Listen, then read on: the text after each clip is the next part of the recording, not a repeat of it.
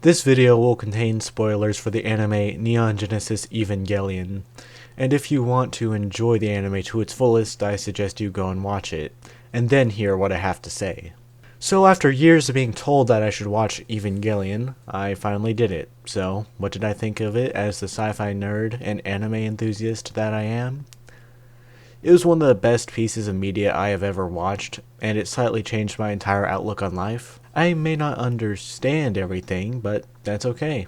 Sometimes you don't need to understand everything to be happy. There is so much I could talk about in this series. I could go down a psychological rabbit hole, but I've done that already. I don't like to do the same thing over and over again, so what could I talk about? Neon Genesis Evangelion tricks you, the viewer, using multiple tactics, but people who have watched it already know this, but they didn't exactly pick up on all the stupid ways it does this. To understand Evangelion, we must start at the beginning. Who made the show and what is it about? It was made by some depressed dude in what it's called, in the studio called climax or something like that. Evangelion, just by looking at this first episode, it seems like a generic action mecha anime with a self-insert protagonist and a ton of merchandise. Be it intentional or not, the sheer amount of EVA merch helps newcomers think this is a normal show.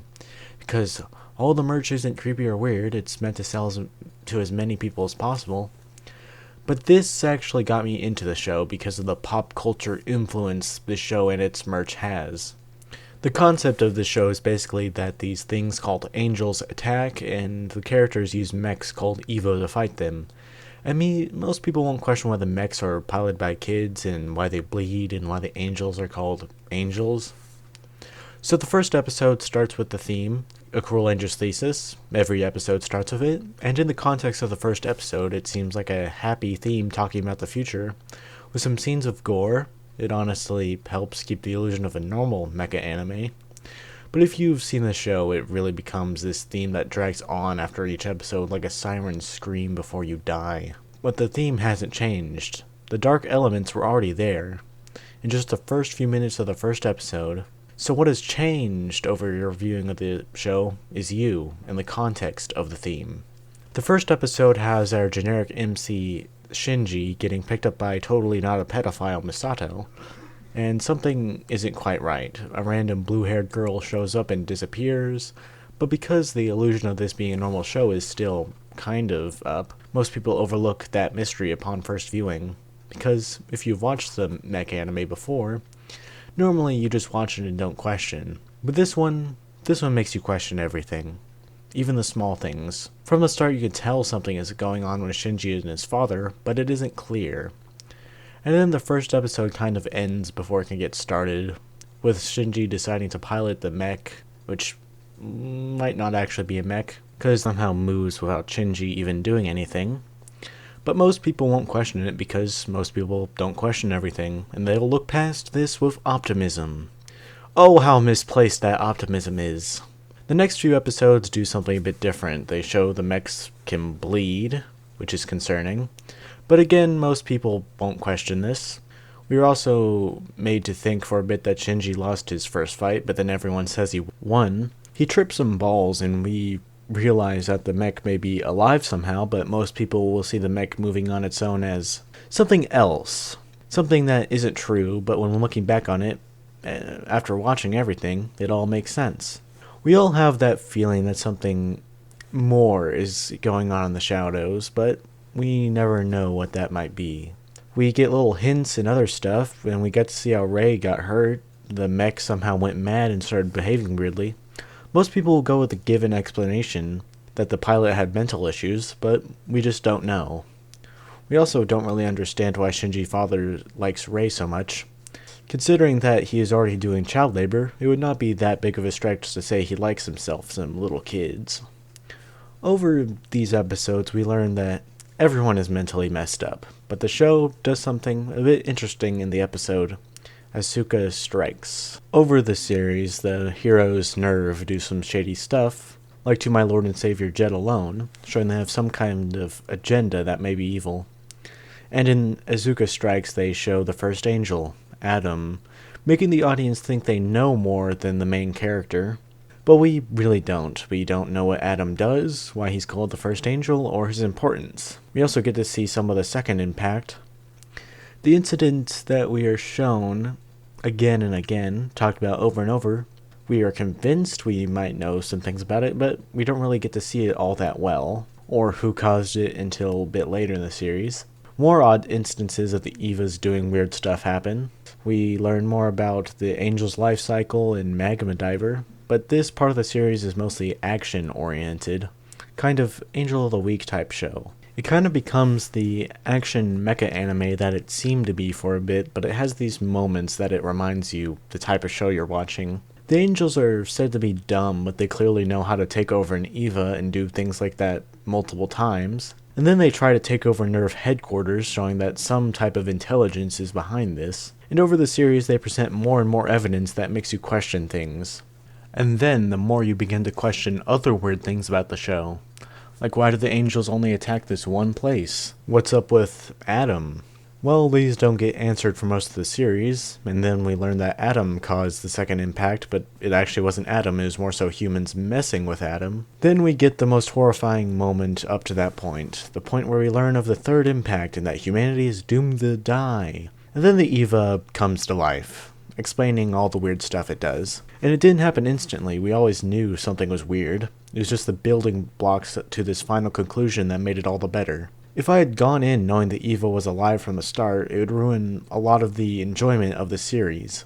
Because a lot of the series is a series where it's dark from the start, they just don't know what's going on. But this is all revealed to us directly, but we never learn what happens to Shinji's mom, and it's not really needed, and it's treated as such. But Asuka's mom is treated with a bit more importance, because it explains why Asuka is Asuka.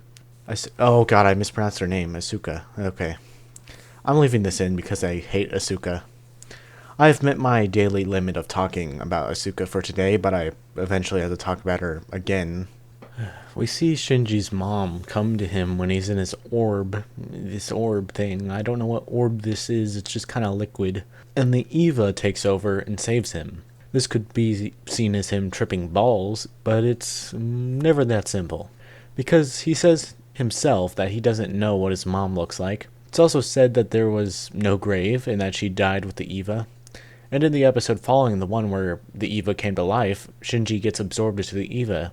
So if we connect the dots, we can infer that Shinji's mom might have been given that same fate, except she never escaped. Okay, let's talk about Rei again. So Rei being weird and messed up in the head is shown to her being a clone. And she looks oddly like Shinji's mom. The way this is first shown to us is of Rei getting strangled to death as a 6-year-old, making us connect the dots that Rei could be replaced. Then Rei dies in the present day and comes back, proving she is cloned. And after we learn that she's cloned by connecting those dots in our brain, then we see the clones. Then they all get killed. Just more ways that Neon Genesis Evangelion messed me up in the head. So near the end of the series, we see these guys called Seal, and they want something.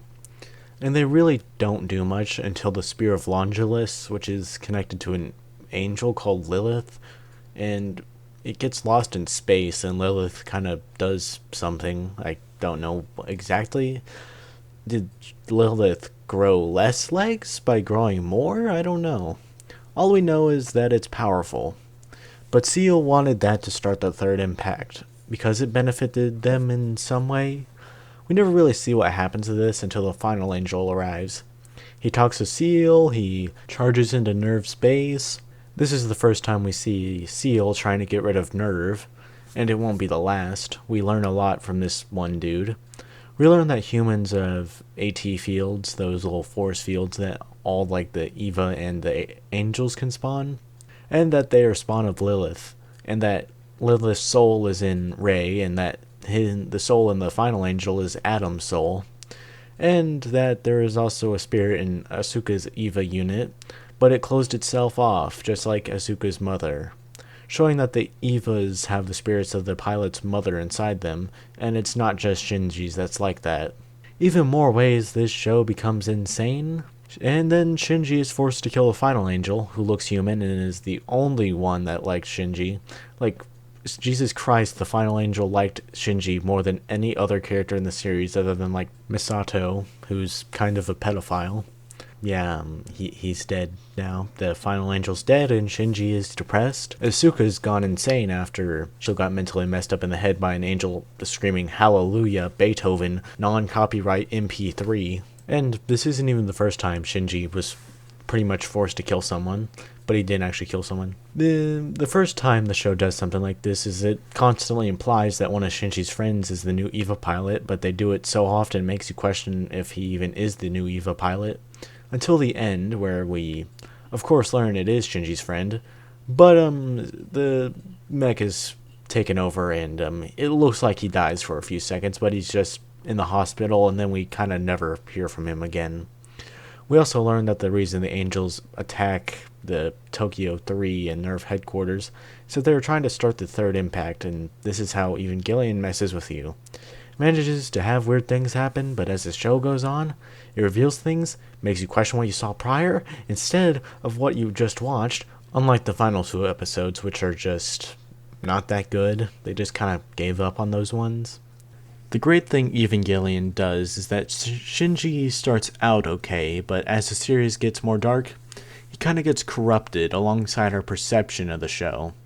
But we don't really notice this until the end of Evangelion, where Shinji is at his lowest.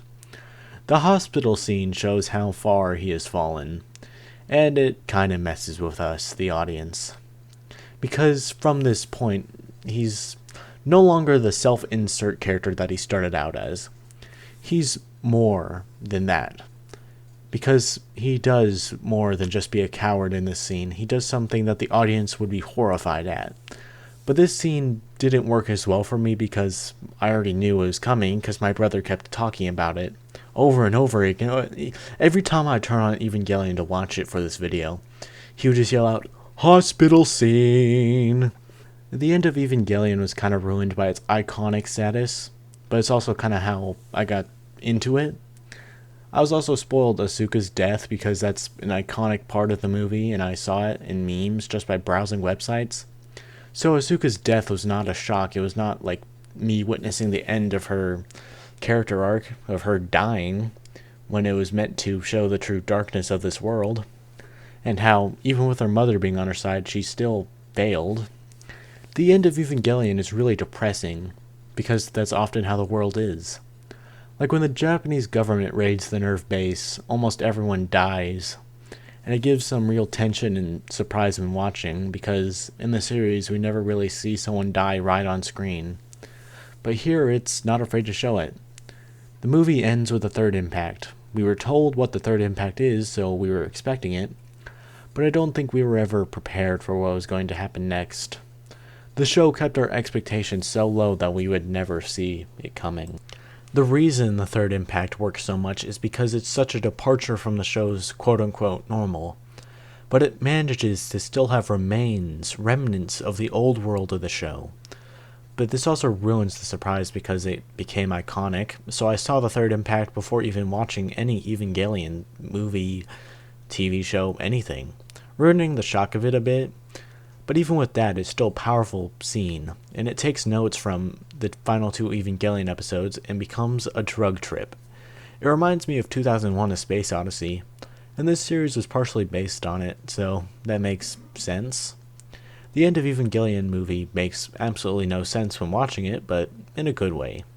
Shinji does something again that makes him no longer self-insert to the viewer. He strangles Asuka to death when she comes back to life, and it's just disturbing to watch. We get to see this character that starts out as a self-insert for the audience, and then we watch him as he becomes more than that. We get attached to him, and then he does some messed up stuff, so it hurts deep. So that's how Evangelion messed me up and probably messed you up inside too, so let's all buy Rey plushies to soothe our trauma.